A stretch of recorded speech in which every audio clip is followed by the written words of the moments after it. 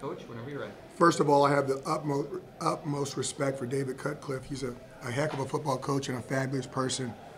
And, I know that that's a good football team, and he'll get that team where there's no doubt in my mind that they're going to be a bowl team. It was a really, really good effort by our young men, and they really pulled together. Obviously, by my voice cracking right here, I don't have much of it left. There was a celebration in there, and then it's just one game. That's all it is, one football game. But how important a football game it was to us was extreme based off of the things that have gone on in the last 2 weeks. So I'm really excited for them. I'm really excited that they have the experience of winning again. This game is so difficult, and winning and losing is so small. It's so small.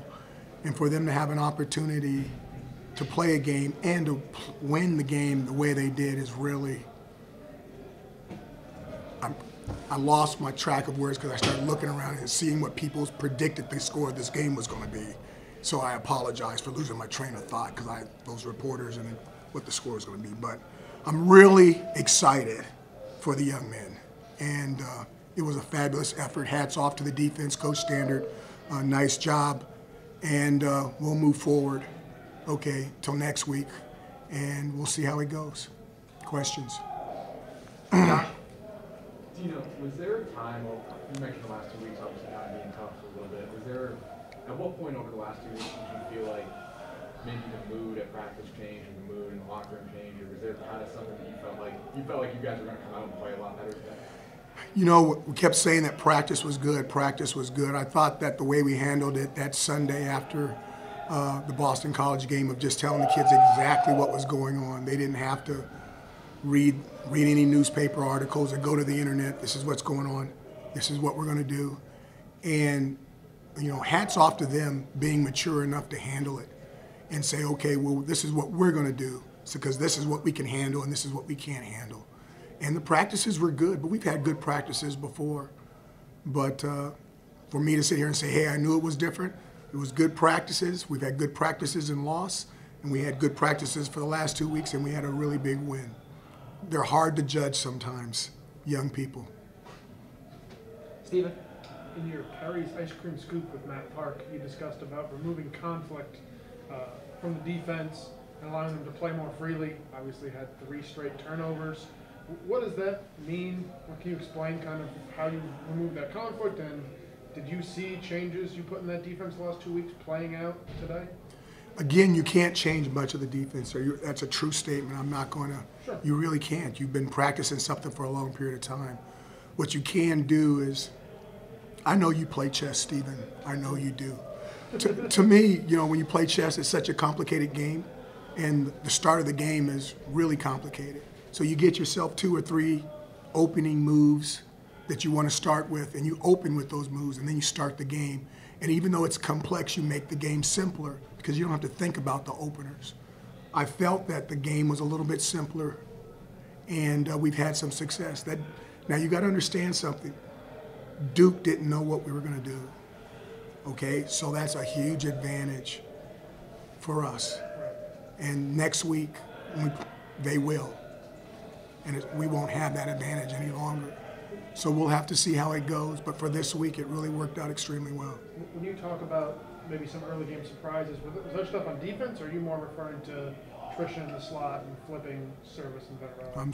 About all that stuff. We did some things that are really subtle that are different, and now people are going to be able to adjust to it. Yes, sir. So now that all the trained eyes and the other teams know what you did different defensively, what did you do different defensively? I think the main thing is we kind of eliminated some complexities and let the guys really play instead of trying to be perfect. Let energy and enthusiasm cover some things instead of trying to be exactly right. Eric? Coach, on Monday you said you need to see a change from the team because what was happening on the field wasn't what you envisioned for Syracuse football. Like you said, I know it's just one game, but how much of a step forward was this win towards your vision? Again, I want to slow it down. It's hard. What Duke went through was hard. They played a game. They had 1 week. We had 2 weeks. They didn't know what we were going to do. You guys, it's a huge advantage. Okay, that advantage won't be the next week, and it won't be the last week. And if we do really well, it won't be the week after that. We're going to play it one at a time. the kids did a nice job, and they played extremely well. And I can't even remember, was it 3 turnovers, 4 turnovers? I mean, thank you very much. I mean, come on. Now, did they score 21 by themselves, or did they need us for 7? I mean, the defense was on fire. They did a fantastic job. Kitty.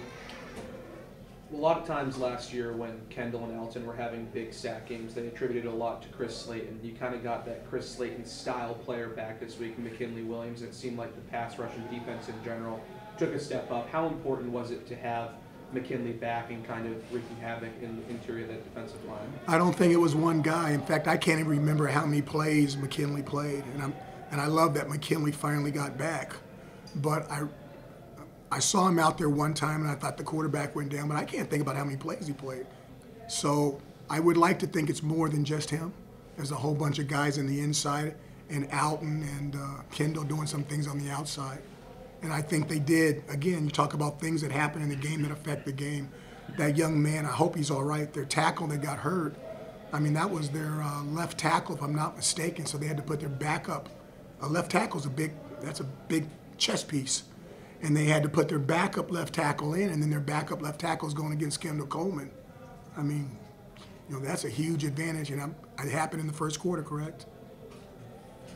Yeah, that's a huge advantage for 3/4 of the game. So I'm not trying to take anything away from the kids. It's just injuries and all that stuff happens. It affects winning football games and it affects losing football games. Steven and Nate. Said this was a chance for Steve Stannard to begin painting his portrait. I know it's only one game, but he may only have 3. What did you learn about him today, maybe also these last couple weeks? He painted a really good background. So it'll be interesting to see what else he's going to do with that. I like the background. Let's see what those other things are going to look like. You know, nice job. You know, the guys poured water on him. That's good. It was cold out there. I hope he enjoyed that. Time for a couple more. Josh?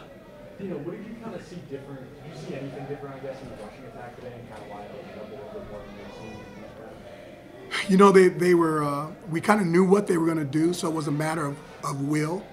And I'll tell you what, my hat, Matthew Bergeron, Dakota Davis, Carlos, I always mess up his last name, Barreto, Evan Adams, and Service. My goodness gracious, and I'll throw Rhino in there since his weight tilts that side instead of the other side.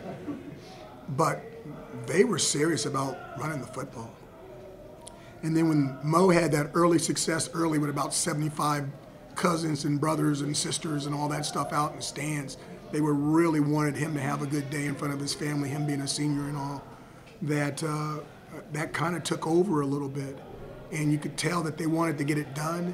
And if they were gonna do it, I didn't want to take that opportunity out of their hands. So we kind of leaned on that a little bit more than we normally do, and they got it done. My hat's off to them, and I'm really excited for them.